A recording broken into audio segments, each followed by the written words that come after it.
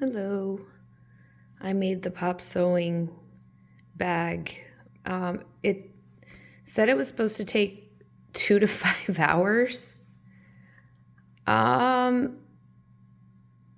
I think it took me 7, and it was, and I'm talking about just the time sewing. So, um, I was pretty focused. So I strongly suspect that's actually how long it takes. Maybe if you already have done it, it takes less time, but I mean, I really like it. I noticed the tutorial suggests to use glue. I used a lighter because it is leather. It feels lighter than the leather I worked with, but I don't know how to split leather, so maybe that's a skill I should acquire for when I make more on my own.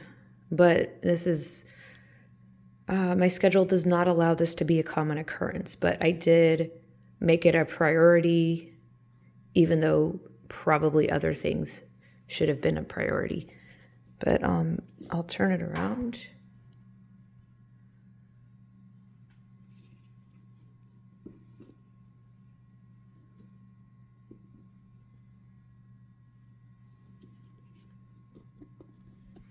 Okay, have a good day.